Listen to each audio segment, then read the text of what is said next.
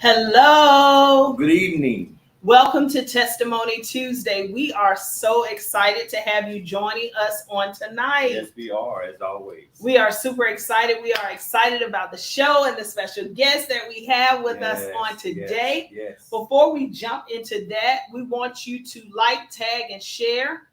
Go ahead and share this with someone you know that needs to hear about the goodness of the Lord. So that's everybody. Yes. So please go ahead and tag and share this on today, because this testimony today is another powerful testimony of the goodness of the Lord. Amen.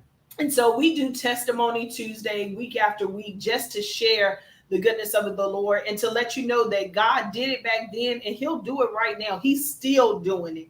And we just want to remind you that God is the same yesterday, today, and forevermore. Absolutely. And he has no respect of person. So if he did it for me, he'll do it for you. Yes. And so our scripture is based on Revelations 12, 10 through 11.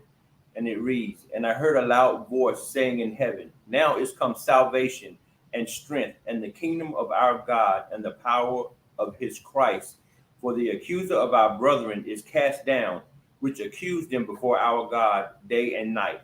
And they overcame him by the blood of the Lamb and by the word of their testimony. And they loved not their lives unto the death." Absolutely. Amen. Absolutely. And so that just further states how there is power in the testimony. Yes. Amen. Yes. So we are super excited about it. I know that last week I told you all we did prayer last week, and I'm telling you the testimonies that I have heard have been absolutely amazing. And I just have to say there were two people, three different families that I was just really praying for. And then I ended up praying for so many others, but one in particular, and just from the prayers of everybody praying for the individuals, but one of them was out of the hospital, got out, to God be the glory. Yes. And another one that was on a ventilator is off the ventilator.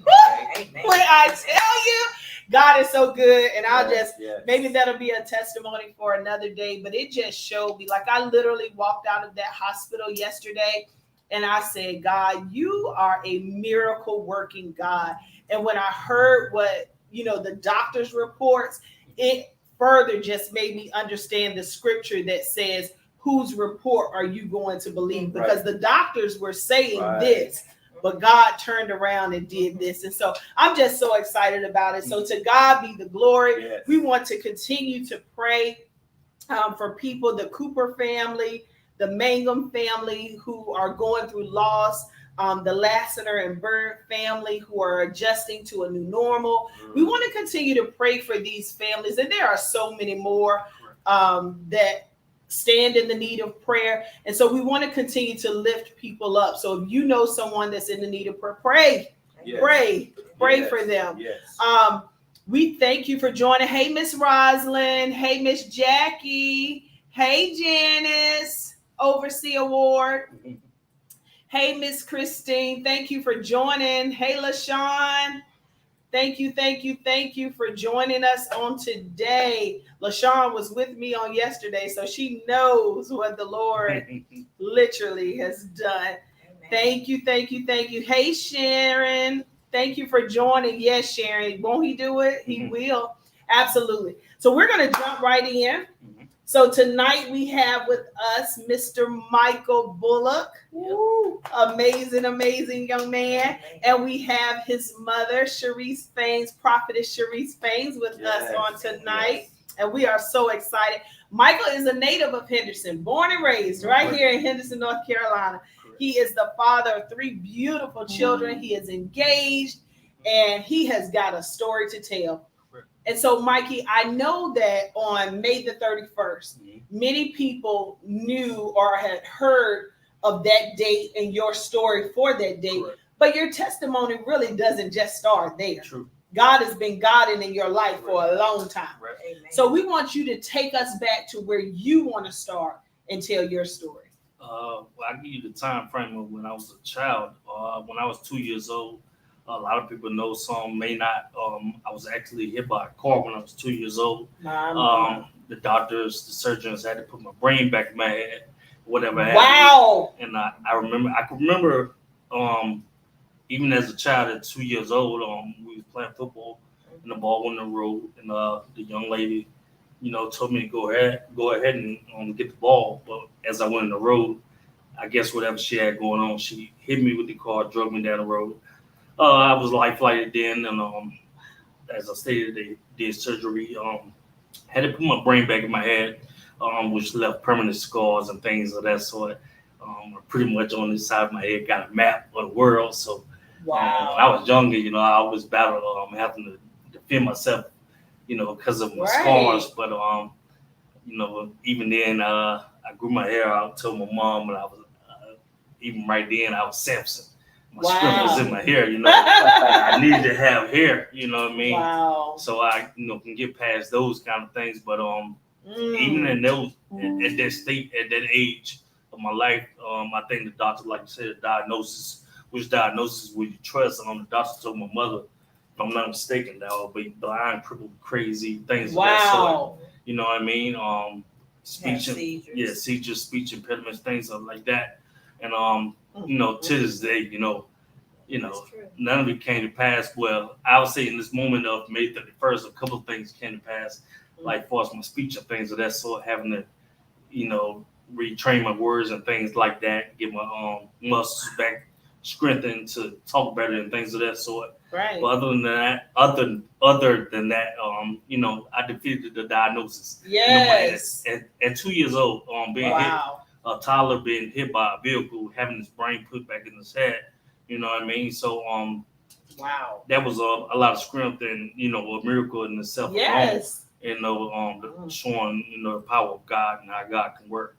And then fast forward, amongst all the other trials and tribulations that I went through growing up from that point in my life. When I left Henderson, North Carolina, and went to college, and I attended North Carolina A&T in 2005 when I graduated from high school. And in my last year, when I was set to graduate college, I had an incident where, I guess you could say they tried to take my mind. And so, a lot of people may know that story as well, some may not. But, I was labeled, diagnosed again as bipolar, schizophrenic, crazy. And so, I came back home from college. They agreed that I probably needed to withdraw until I got myself together. And I only had 3 classes to graduation. Wow. So you could imagine how that was. But I came back. I can't even play with you. I was crazy at the time. She hated me. She hated to hear me talk about it. But I was crazy as a fool. You know what I mean? Right. And so but even in that moment, I never lost sight of God. You know what I mean? Yes. Like I would tell people, no, I'm not crazy. Y'all are crazy. I just had zero tolerance. You know what I mean? Right. But I was real big on God. You know what I mean? And what God was saying, what God could do, and things of that sort. So I never lost my faith in nothing I went through in life. You know what I mean? And so I mean, I'm just a living testimony of what He can do. So even in that state of being labeled crazy, I because no matter what I did, like it was like they had an APP out on me. Like if I look at somebody wrong, they would send me to the crazy house, things like that. Right. And so I set myself down, isolation, in the house, and I got myself together. I told my mom, I'm on these medications. I'm not crazy, you know what I mean? But like doctors, even then, the doctors couldn't figure out like what was going on. Like, do we got a root on them? Did somebody give them some bad drugs? Somebody put some in the drink? They couldn't figure nothing out. They couldn't find anything in my system to give me a diagnosis, but they just know he crazy. He bipolar and schizophrenic, whatever have you. But I set myself down, and like I said, I never lost sight of God. I got myself together in that house for months or whatever. I came back out, and I was me again. People still kind of timid, kind of scared, but it was just a glory moment for God, to show that, even in the midst of the enemy trying to take my mind, what I mean? I almost think back to what Job in the Bible, like, if I do this to him, I do that to him. Right. You know what I mean? I get them. I make them lose sight of you. But I'm not one of them. You know what I mean? Yes. I mean, I'm even when as a child coming up in the church, I paid attention. When there was anything for us being controlled or anything, I paid attention. You know what I mean? So like as a child, I learned how to pray. From my grandmother, my mother, when she got into the ministry and things of that sort, started following Christ, whatever. I took it as serious as a child. When everybody else was playing, or doing whatever they was doing, I was paying attention to what their word was saying. Take it for your own understanding. I dissected that thing, so I know how to pray. You know what I mean? So Yes. Even in these moments, any trials, tribulations that I go through, I pray my way out. You know what I mean? So people have different beliefs and different systems, whatever have you. But I would tell you that spirit is real.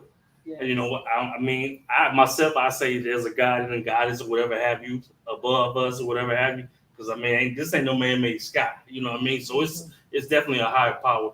But I tell you, if nothing else, no matter what nobody believes is, that spirit is real. You know what I mean? Yes. And so you gotta, like I tell people, you gotta be mentally fit for this thing to know how to pray your way out of your situations. You know what I mean? Absolutely. And so I got myself back together, and I was about 20, 21 years old at the time. When they whatever life tried to take its attack on my mind or whatever have you, like I said, and that was lost sight of God. Excuse me. But after that, I went through much more in life.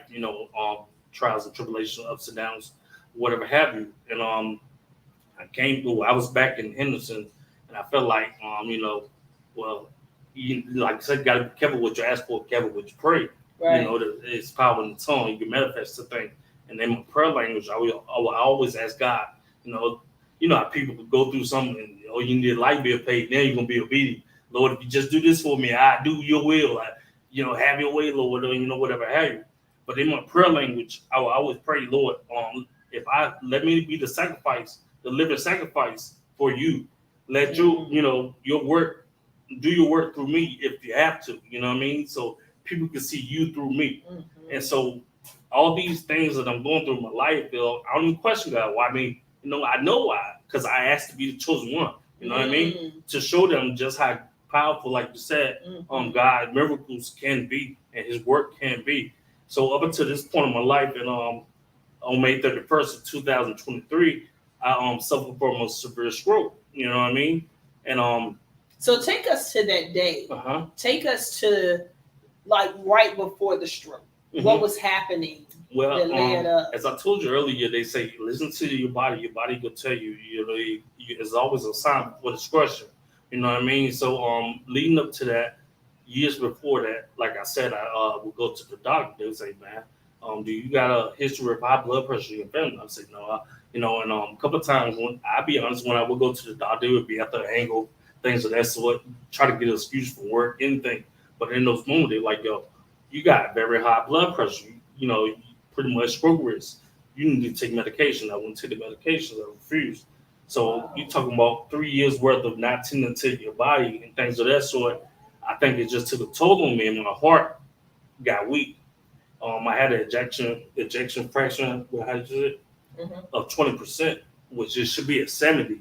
You know what I mean? So when I got to the doctor, what pretty much happened, and like 2 nights before the stroke actually happened, I felt the vessel bust. Like when I went to swallow, and it hurt real bad. There was vessel busting in and told me. And so what happened?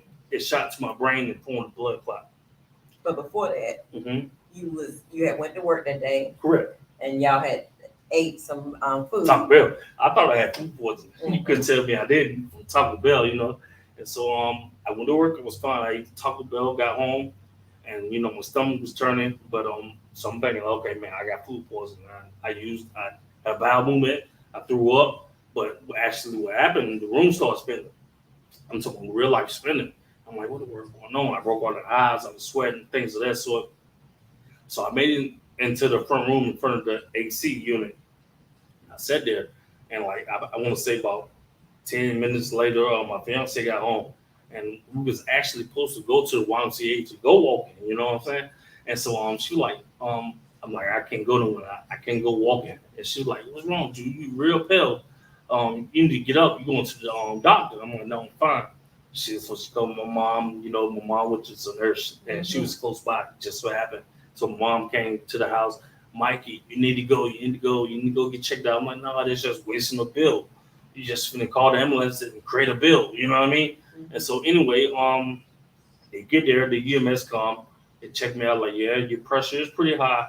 191 over 141. Wow. Yeah, it was crazy. So Wow. And I said to him, your bottom number is higher than my top number. Correct. But he was still saying he wasn't going to go. Yeah, because at the time I didn't know, the numbers of blood pressure because I always ignored it. So I'm saying, no, I'm not going to go. I'm not going to go. It's wasting the money, creating a bill. And he's like, oh, man, you just come with us, man. It's really high. I can't make you go, but I want you to go come with us. And so I stood up one last time, and my eyes was extremely red, like real light blood red. And I got, and my head was hurting. And so I went to the back, put my shoes on, looked in the mirror, and saw how red my eyes was. I'm like, yeah, I'm going to go. And by the time I got out of the house to go with them to get in the EMS, I was falling. But I made it in there. I walked in the ambulance. From the house to the ambulance. Yeah, but in that moment, I was falling. But, I'm trying to be strong enough, to push through whatever happened. And by the time I actually made it into the EMS and had a seat, I went into the stroke. And the guy, the EMS was he called the other guy that was driving, like, come on, I think we need to give him a mag or whatever their language is, and gave me an IV. So when he gave me the IV, my left side shut down. So you couldn't tell me whatever he gave me ain't do it, So by the time I got to the hospital, I'm arguing, I'm raising, hell. Yeah. Like, yo, he crippled me. And whatever he gave, I'm like, yo, whatever he gave me shut me down. But actually, he just gave me an IV. So you can imagine what he going through trying to save me, being blamed for, this situation. So they ran a CAT scan and found the blood clot on my brain, right? On the worst side of my brain. And they called a guy on the screen from Duke, Big Duke. And he was like, let's life flight him. He need to go to an emergency. Wow. Now, mind you, I got chills, like literally. In the ER. And so I hear, he hadn't even been back there 5 minutes. And I hear stroke team stat to the ER. I knew that it was him. I knew it was him. Oh my God. I was like, okay, that's Mike. What y'all do to him? And so I knew that it was him because they, called stat. And so I was telling my daughter, I was on the phone with Kuda and I was saying, they called him stat. And she was like, how do you know it's him? I said, it's him. So I told his fiance when she pulled up, I said, they had called the stroke team. I said, Mike is having a stroke. And so she went back there and then she called me back there and he was totally different. This was somebody that walked to the ambulance to going back there and seeing him and his body was uncontrollably coming off of the bed and eyes rolling his head and he was uncontrollably, like he had no control, but no feeling on that left side. And I'm like, what did y'all do to him? And he kept saying that he had said, because at this time he couldn't talk, like he would try to say words, but it would just come out almost like somebody speaking in tongues. And so I'm like, what in the world? This is not the same person that just 7 minutes ago, 8 minutes ago that I saw. And they were saying they called EMS themselves to see, okay, did y'all give him anything in the ambulance? And the guys was like, no, the only thing we did was started some fluids.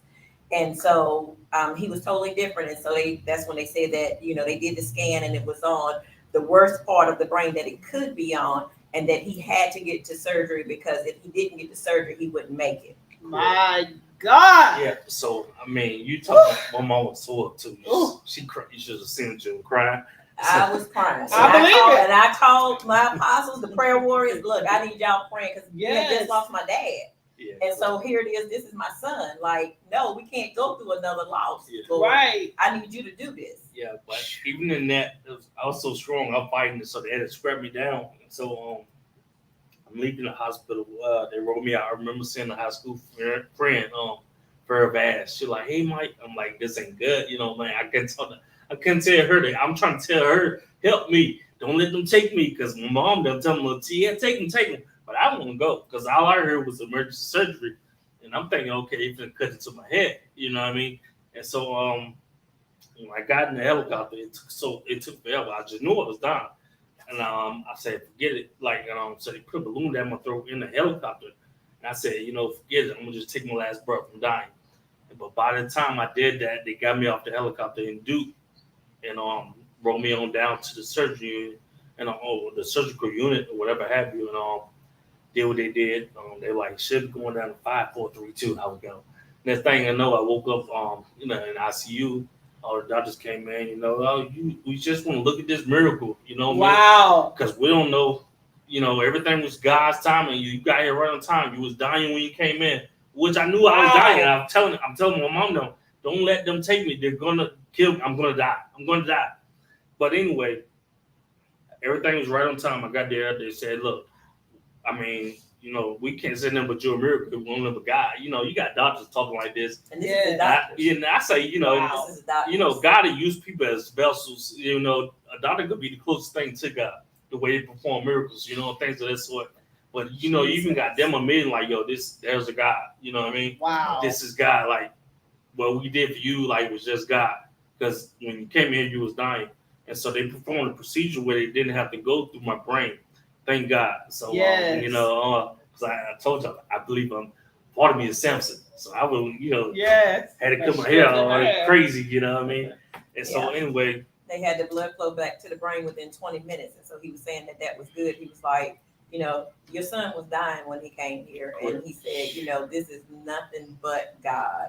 Correct. That did this. He said, we were able to get him in, get the clot, and had the blood flow going back to the brain within 20 minutes. He said the next few hours is a wait and see, because he didn't have the feeling on the left side. And so once he got him in, once we were able to go in the room and see him, they were like, okay, can you give us a thumbs up? So he gave a thumbs up on the right side, and they was like, okay, but can you give a thumbs up? And so you got doctors on both sides. And so they was like, well, can you give a thumbs up on the left side? Now, this is the side he could not move prior to surgery.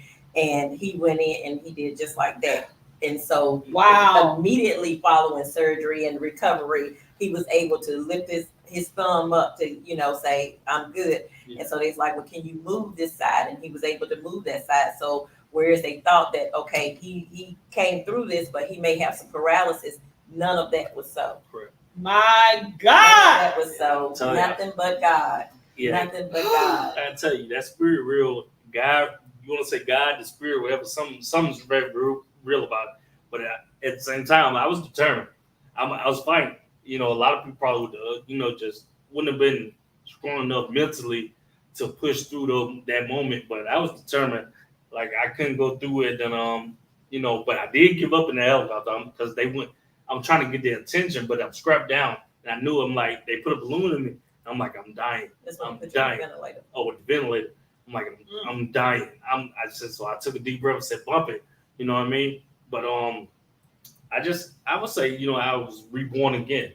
Because, I'm telling myself even then, as soon as I wake up, I ain't had no stroke. And my mom like, yes, you did, Mike. I'm like, Mom, I got to get out of here. I got stuff to do. She's like, Mike, you ain't went nowhere for a long time. I said, Mom, I can't be in the hospital. I got two DJ gigs I got to do. They not going to pay me this money. You know what I mean? I got to get out of here. They like, the people already know, Mike. So, as soon as I was able to, I told her, hand my phone, reach out to the people, let them know, I apologize for whatever. But I knew it was real when they finally took that balloon out me and I couldn't talk. And I'm trying to talk. I'm like, man, what the world, Because in my mind, ain't nothing wrong with me. But I couldn't talk. And then when I finally get better with speaking, I sounded like my granddaddy. So I ain't tell her, I didn't want to take her back. But I told somebody, I said, my dang granddaddy came back through me. I sounded just like my granddaddy. You know what I mean? But then I got out of the bed when physical therapy came. I got up to walk. And when I realized, I got to learn how to walk again. Like, this is serious. Like, I kind of had a stroke, man. I'm 35 years old. My birthday this week coming up. You know what I mean? I turned 36 on June 8th. I'm like, I was reborn again. I got to learn how to walk and talk again. But I was determined. I wasn't there 2 weeks, but in 2-3 days, I was making a progress that it takes people 3 months to do. That recovers from a stroke. And so they just couldn't believe it. They're like, man, ain't no way in the world we can keep you here. Like, you're going home, but we're going to send you to rehab just to be safe. I get to rehab. They're like, it ain't nothing we can do for you. You're way surpassed what we take people through. Like, I was determined. Like, I'm just that mentally strong. You know what I mean? So I just tell people to get anchored, man, in something. Like, believe in something. Like, it ain't Christianity or whatever. You know what I'm saying? Believe in something. That spirit is real. And that's just how rooted I am You know what I mean? And those are the wonders that God has worked in my life, up until this point. And even, still to this day, like, I ain't been working 3 months, but, my bills paid. You feel me? You know what I'm saying? Yes. And they ain't from no GoFundMe, none of that. That's just from, what God, doing for me, things of that sort. And like I said, me refusing to be handicapped, I still get my tail up. My back hurt a little bit, but I get my tail up. Little DJ, I got to make some money. But other than that, I'm telling you, man, I don't look like, as people will say, what I've been through, or even I'm going through. Like right now, people think they tell me, "No, you're fine. Don't tell yourself that." I'm telling them like, "Yo, I look good, but trust me, I still got a long road to recovery. Like my heart is not where it's supposed to be at yet, but my mind is so strong that my mind is telling my body to stay here. You know what I mean? Yes. I refuse to be handicapped. You know what I mean? I feel like I think of course it's something that I got to do. Like what I'm saying, and that's in that prayer language, asking God for me to be a sacrifice. It's something He keeping me here for, of course. Absolutely. And so until I do that, of course, life gonna keep trying me and things of that sort. And I always tell everybody, I'm gonna be the mayor of Henderson. You know what I mean? All right. And, because I do a lot in the community as well, and I've done a lot even in my tests and my trials or whatever. I've done a lot for people, and so I tell myself I'm gonna be the mayor, but they say you want to make God laugh, tell me your plans, and so everybody always say, "Well, Mike, you need to stop playing with God." I'm like, "Trust me, I ain't playing with God." You know what I mean? Like, if God want me to preach, tell the word, I ain't afraid to do it. You know what I mean? I tell people how good God is. I really He is. Like, seriously, that's why I appreciate you all for putting me on this platform today and having the opportunity to speak it. You know what I mean? There's no telling who's watching, who need it, or whatever have you.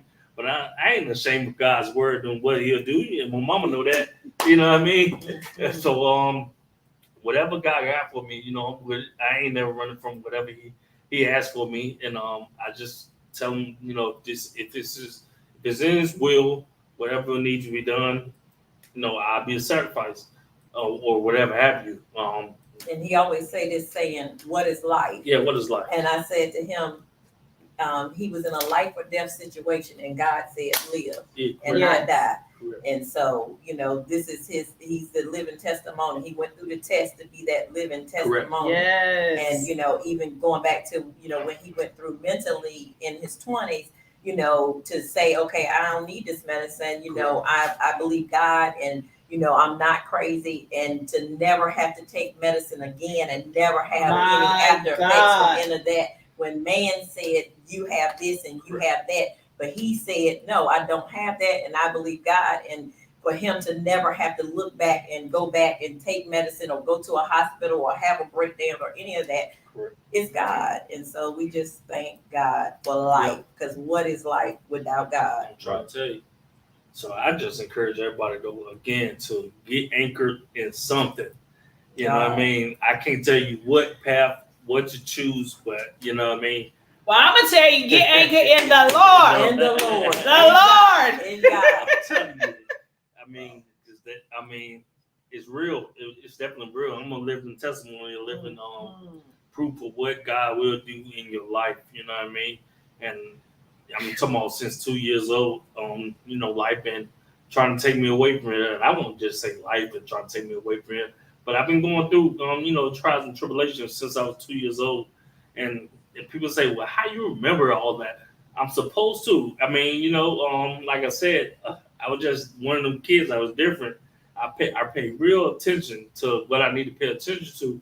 And if I wasn't able to know all of those things, even to that moment when I was 2 years old, remembering getting hit by that car and everything I've been through in my life, they said, well, he ain't crazy, playing crazy. Ain't no way I remember that. I do, because if I didn't, I can tell you about it. You know what I mean? I can relate to somebody that needs to hear these things. You know what I mean? So, of course, God allowed me to know what I go through. So for somebody that needed it, I can give them, I can really meet them where they at. And, be that strength or whatever to have you, that motivation to help them push through their circumstance. You know what I mean? Wow. When I tell you, you think you know a person's story, that's why I always say you just never know.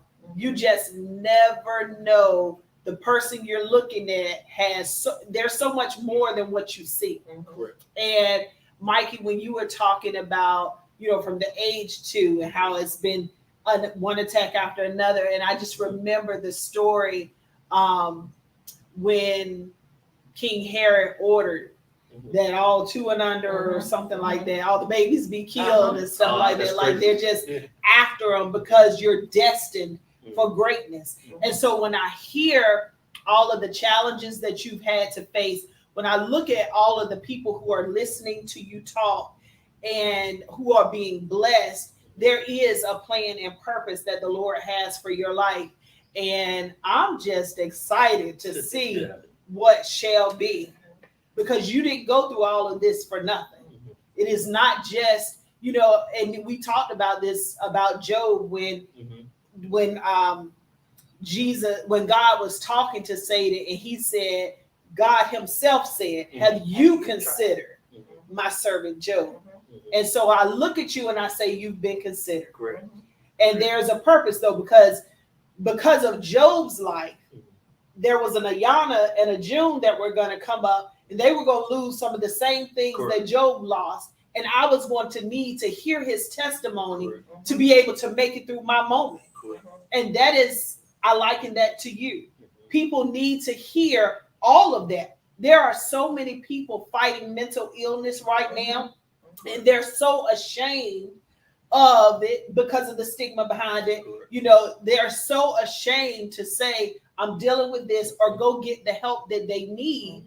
And so, and I see this every day, because not only do I teach, but now I am, working in a facility, and I see this every day where the enemy is literally after people's minds. But when I look at you, and I mean, get the help that you need at the moment, because it doesn't always have to be like that. And so when I look at the end of the thing, the Bible says better is the end of a thing than the beginning. It is, you're that testimony. You are definitely that. I am in awe. I am in. Hey, Torin, I love you. I absolutely love you, Torin. And it's so powerful how you had just decided and made it up in your mind that you wasn't going to accept. Yeah, correct. Right. Correct. You're not going to accept it. You said you set yourself down, and you dealt with whatever you had to deal with, and you said, Mom, I don't need this medicine. Correct. And because I believe today, like a lot of people that's dealing with it, they just accepted it. They accepted what the system has placed on them, not saying that they didn't need some type of attention. Correct. However, during that attention, at some point in time, like I said, it's just so powerful how you said, this is not me. That's right. I'm not who they're saying that I am. Right. And Only for a I don't moment. need this. Right. Only but for a moment. Correct. Only for a moment. Man. That was some trying time. I can remember them days. I'm telling you, they would send me to the crazy house, and I would tell Mom shit comes in, and it'd be people really crazy, like you said. Like, yeah, he'll be like, like he was saying, she need to be in here. I don't need to be in here. Like he would look at the people. When we would go visit, he'd be like, she need to be in here. I don't need to be in here. And he was just determined. Even in that moment, though, like I was able. I had a heart for those people. Like, I ministered in that season too. You know what I mean? To a lot of those people, man. And like you said, you never know who need it. Absolutely. Even in their conditions, I probably, help them, strengthen themselves enough to get themselves together. You know what I mean? In that season that I was in, when I going through my mental illness or whatever have you. But like I tell people, I'm not one of them. You know what I mean? That's right. I'm anchored. You know what I mean? Yes. I'm heavily rooted. You just got to be mentally strong and, like I said, be prayed up. Yeah. Maybe they say you can't stop great. And like he said, in the whole time that he was going through, he never, failed to acknowledge God and the power of God, and would still come to church and stuff, and still would, speak of God and about the goodness of God, even in the midst of him going through. Yeah. And I believe that, your early years, when you heard you say that you listened, you paid attention. Yeah. When other people might have been playing or whatever, you paid attention and you grabbed a hold to it. and you got it. Yeah. So I believe that in that part of you building that relationship with God through His Word, then you was able to gain that strength. Correct. You know what I'm saying? Yeah. To be able to do that. Yeah. Which is, to me it says that, like you said, what is life without God? So if you don't have God, you don't have that power. You can't just make a conscious decision That's like right. that. That's right. If you don't have, That's right. you know what I'm saying, what God is offering. That's right. That's right. That's right. That's right. That's good. Yeah. I am so first of all, I don't know how long it'll take you to read all these comments, but you have to go back and read the comments because there are a million. I've been trying to share all of them on the screen, but there are so many people that have been blessed on today, us included. I look forward to it. Yes, sir. But if I could leave one more thing, Absolutely. I would definitely tell anybody that's watching, listen, go to work, get them full benefits. You hear me? And I'm talking about, Right. I'm talking about max your benefits. Use them benefits.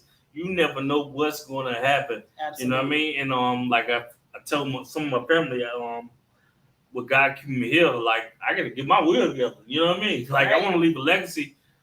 Do something to build for your family. Like when I leave here, I want to make sure my family's straight. You know what I mean? But before I leave here, I want to take care of my mom. She been on me through everything I've been through. You know what I mean? So I gotta give it back to her, which there's been time in my life. At this point in my life, 36, I'd have helped her. Now I want to give her that bag though. But you know what I mean? I encourage everybody, get your benefits at these jobs. And like I said, I have so many people. I do hiring at my job. I've hired over hundreds of people, and I always try to explain to them the importance of benefits. And this young generation, they don't know these things. You know what I mean? So it's like if anybody know these things, educate them to how important it is that be covered. Because I'm telling you, if I didn't have the kind of coverage I had, they probably would let me die. You know what I mean? Because I couldn't afford the procedures. You know what I mean? Right. Things of that sort. But outside of that, man, if you don't have a will, get your will together. I'm 36 years old, but I'm already thinking about mine right now. Right. I don't own much. Right. You know what I mean? But I already came with a plan how to accumulate finances and financial income for my children and things of that sort. And when I do own the house and land I need to, I gotta leave it to somebody. You know what I mean? Right. But you want to, because you don't want it. I want to be ready. Yeah, like people say the word. I want to be ready. And nobody. I'm telling you, I don't want anybody at this point in life to leave here and your family have to suffer, and you didn't leave them anything. And I'm like I tell people, I'm not one of them. I've been through too much. I've been through too much not to have myself together when I leave here. You know what I mean? That's right. So spiritually and I'm telling you. Both so I just encourage all y'all to do that. Yeah. That's good. Definitely. That's good. So before we go, tell the people how they can connect with the DJ. If you need to book me, you can reach out to me through Facebook. The name is on the flyer, Michael Bullock, or you can contact me. I'll give you my number, 336-253-8389. If I'm available, I cater to all age groups, genres, whatever you need. I'm here. My service is available, gospel, whatever it is. I can cater to it or whatever have you. But you can reach me on Facebook. That's what the social media that I'm on the most. So I encourage anybody that needs a DJ for any function whatsoever. If I'm available, I will be there and give you the best I can. That is so good. Mikey, you have blessed us today. Yes, you have. Thank you. Yes, you have. And like we always say, we've had many people that sit in those seats right there. Correct. We always like to tell them, you don't look like what you've been through. Absolutely. I'm trying to tell you. Absolutely. I'm talking about been through and going through. I still got ways to go, but I refuse. You know what I mean? I refuse. And I remember when I first tuned into you all Testimony Tuesday, y'all had the parties here, Jocelyn and Chris. Yes. And he mentioned me. So I just want to thank him and shout out to Derek Man Hawks. He told me to make sure I shout him out today. So if he going live DJing today, he told me he's gonna tune in. I need you to do a gospel. I need you to do a gospel segment. You hear me? And play Never Would Have Made It. You know what I mean? Never would have made it. You know what I mean? Hey, man. He said yes. And man, this time it did come from King James. That's right, man. That's what he calls me. Yeah. He said, "Let's go." I love it, Yeah. Mikey. This was a blessing. I'm telling you, Absolutely. God is not finished with you Telling you, yet. He To didn't God bring- be he the didn't bring glory. you this far to leave. Absolutely Telling you. not. Man. Tell you. And you are an example that the prayers of the righteous Yeah. Tell you. availeth much. Yep. To God be the glory. Yes, Guys, sir. thank you all so much for tuning in. Mikey, Sharice, thank you for joining us on today. You all have blessed us beyond blessed. And there, like I said, there are so many people up here that have, tuned in and listened in, and they're commenting. And I can't even respond to all of the comments myself, but I do want to show the comments. Sharon, please tell my baby I said hello. But there are so many. You have encouraged so many, and I was so tickled when I saw that Rita had reshared it, and she was like, "Am I wearing heels to Testimony Tuesday?" Yeah. But that tickled me. But that leads into my next thing. On November the 14th, mark your calendars. Testimony Tuesday is going to be live You don't want to here. Miss it. You do not want We to are miss it. having a Testimony Tuesday service Mhm. Okay. here on November the 14th. We have Pastor Joanne Bird. Yes. Oh, She wow. is coming. She is an amazing, amazing woman of God. She is coming. And I am just excited about what the Lord is going to do on that day. It's going to start at 7:00. Come as you are. You don't have to dress up. You just come in the building. We are going to have a time, and I am super, super excited about what God is going to do. I feel like He orchestrated everything down to the date Correct. that it's happening. And so I feel like God is going to be in the building. So I invite you to come and join us for Testimony Tuesday Live. I don't think we're going live. Live in this building, but I don't think we're going to go live because I'm just believing God to do things that I don't think we need to share camera wise. Right. And so we encourage you to come in the house, as they say. Yep. So that is November the 14th, right here at the foundation at 7:00. Pastor Joanne Bird, 205 Dabney Drive. You cannot miss us. Yep. We are right across from CVS and AutoZone. Yep. So I am super excited. Tell your neighbors, tell your friends, tell everybody to be here on that day. Come as you are. Just come in the house. I am super excited. Guys, thank you all for joining us. I've got some more things coming up that we're going to share October the 14th. We have how to start your business. And so we want you to join us for that. That is going to go live on tonight. The sign-up sheet will go live tonight. So you will be able to sign up for that workshop, which is October the 14th. Space is limited. So please, as soon as you can, guys, we have got some very good people. We have the director from Vance Granville that is going to be here over the Small Business Center. She's going to be sharing her wealth. We have Attorney Jeffries, who's going to be here giving you some legal knowledge behind it. We have Sharina Branch, who is going to be here telling her story of, how she started her business. Some other entrepreneurs are going to be here as well. Guys, you don't want to miss it. If you want to start your nonprofit, your small business, whatever it is, and you want to do it the right way, please join us October the 14th from 10 to 12. It's not even that long. We're going to eat. It's a brunch. So we're going to eat as well. So join us on that date. But join us next Tuesday for Testimony Tuesday, where we will have another powerful testimony.